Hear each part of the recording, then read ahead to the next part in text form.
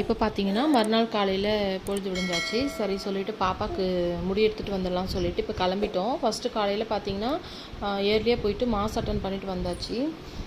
பாப்பு குட்டிக்கு முடி எடுக்கிறதுக்கு முன்னாடி பூ வச்சு பார்க்கணுன்னு சொல்லி ரொம்ப ஆசையாக இருந்துச்சு. சரி அதான் வந்து பாப்பாவுக்கு பூ வச்சுட்டு கிளம்பியாச்சு. இங்கே பார்த்தீங்கன்னா கோவிலோட வேண்டுதல் முடி எடுக்கும் இடம் இதுதான் அப்படின்னு சொல்லியிருக்காங்க. ஸோ நம்ம அதுக்குள்ளே தான் போயிட்டுருக்கோம் பாப்பாவுக்கு முடி எடுக்கிறதுக்கு. நெக்ஸ்ட்டு பார்த்திங்கன்னா பாப்பாவுக்கு முடி எடுக்கிறதுக்கு நம்ம போய் அங்கே உட்காந்தாச்சு. ஆனால் பாப்புக்குட்டி பார்த்திங்கன்னா அழுவே இல்லை. அவங்க கொஞ்சம் ஏதோ ப்ரொசீஜர்லாம் பண்ணிகிட்டு இருந்தாங்க. தலையில் தண்ணி பட்டவுடனே நான் பாப்பா அழுவான்னு நினச்சேன். பட் அழலை. ஓகே பரவாயில்ல, நல்ல பிள்ளையாக சமத்தாக தான் இருந்தா. அப்புறம் பார்த்திங்கன்னா அந்த பூவெல்லாம் பிச்சு அவள் தலையில் போட்டு என்னவோ பண்ணாங்க. அது என்ன சாஸ்திரம் எனக்கு அது ஒன்றும் புரியல.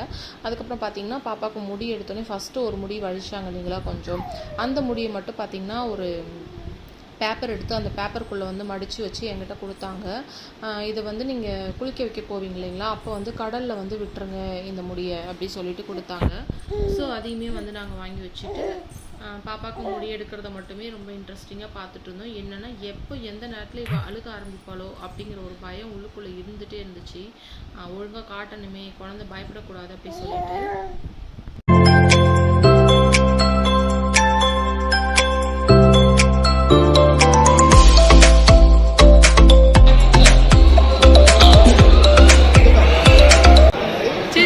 அழகா இருக்கடி தங்க, இப்பதான் மொட்டை பாப்பா அழகா இருக்கல.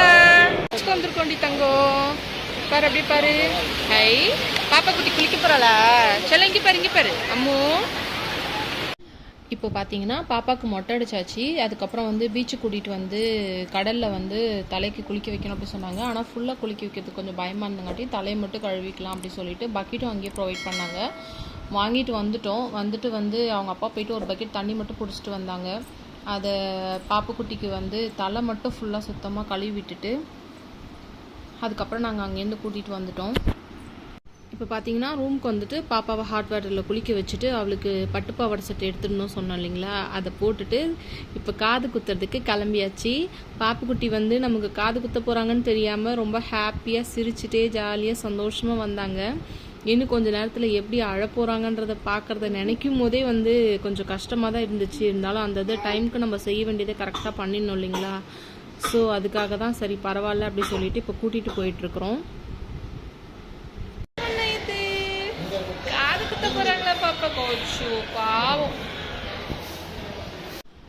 இதில் பார்த்தீங்கன்னா வந்து காது குத்துறதுக்கு 50 rupees சார்ஜ் பண்ணுறாங்க, டோக்கன் கொடுக்குறாங்க. அதே மாதிரி முடி எடுக்கிறதுக்கும் 50 rupees வந்து சார்ஜ் பண்ணுறாங்க, டோக்கன் கொடுத்துட்றாங்க. பட் இதையும் தாண்டி வந்து பார்த்திங்கன்னா அவங்க வந்து முடி எடுக்கிற இடத்துலையும் சரி காது குத்துற இடத்துலையும் சரி அவங்க வந்து எக்ஸ்ட்ரா காசு கேட்குறாங்க தான். அது நம்ம கொடுக்குறதும் கொடுக்காததும் நம்மளோட விருப்பம்.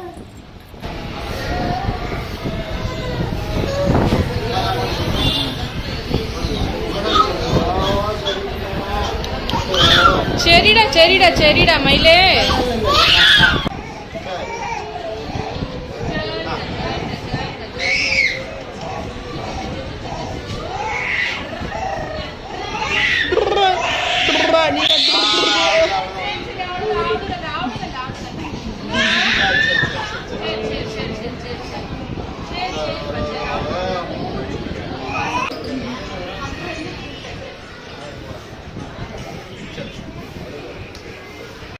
அதுக்கப்புறம் எல்லாருக்கும் பார்த்தீங்கன்னா ரொம்ப பயங்கரமாக பசி எடுத்துச்சு. சரி அதான் ஃபஸ்ட்டு சாப்பிட்டுடலாம், ரொம்ப டைம் ஆகிடுச்சு சொல்லிட்டு ஹோட்டலுக்கு வந்துட்டோம் சாப்பிட்றதுக்கு. இப்போ பார்த்தீங்கன்னா சாப்பிட்டுட்டு ரூமுக்கு போய் கொஞ்சம் நேரம் பாப்பாவை தூங்க வச்சு அவள் அழுகையெல்லாம் சமாதானப்படுத்திட்டு கோயிலுக்கு வந்திருக்கோம். சாமி கும்பிட்டுட்டு வெளியில் வந்து வீடியோ எடுத்துகிட்ருக்கேன். ஏன்னா உள்ள வீடியோ அலோடு கிடையாது.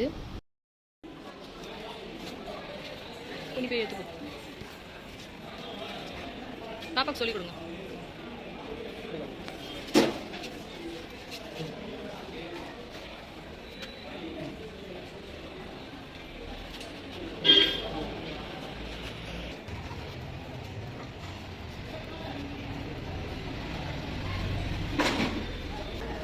இதை பிடிச்சிக்கோங்க இப்படி வாங்க, வெளிச்சமே இல்லை. ஓகே ஃப்ரெண்ட்ஸ், ஃபங்க்ஷன் எல்லாம் நல்லபடியாக முடிஞ்சுது. மனசுக்கு ரொம்ப திருப்தியாக இருந்துச்சு. மொட்டை அடித்ததுக்கப்புறம் பாப்புக்குட்டி எப்படி இருக்காங்க அப்படிங்கிறத நீங்கள் வந்து எனக்கு கமெண்ட்டில் சொல்லுங்கள். அவ்வளோதான் ஃப்ரெண்ட்ஸ், எல்லாத்தையும் நல்லபடியாக முடிச்சுட்டு வேளாங்கண்ணிலேருந்து நம்ம பாண்டிச்சேரிக்கு ரிட்டர்ன் கிளம்பியாச்சு. இந்த வீடியோ உங்களுக்கு பிடிச்சிருந்துச்சுன்னா மறக்காமல் ஒரு லைக் கொடுத்துட்டு நம்ம சேனல் சப்ஸ்கிரைப் பண்ணிக்கோங்க. நீங்கள் கொடுக்குற சப்ஸ்கிரைப் அண்ட் லைக் தான் வந்து என்னை இன்னும் வீடியோஸ் போடுறதுக்கு மோட்டிவேஷன் பண்ணும். அதனால் மறக்காமல் நம்ம சேனலை சப்ஸ்கிரைப் பண்ணிவிட்டு ஒரு லைக் கொடுத்துருங்க. Thank you so much friends.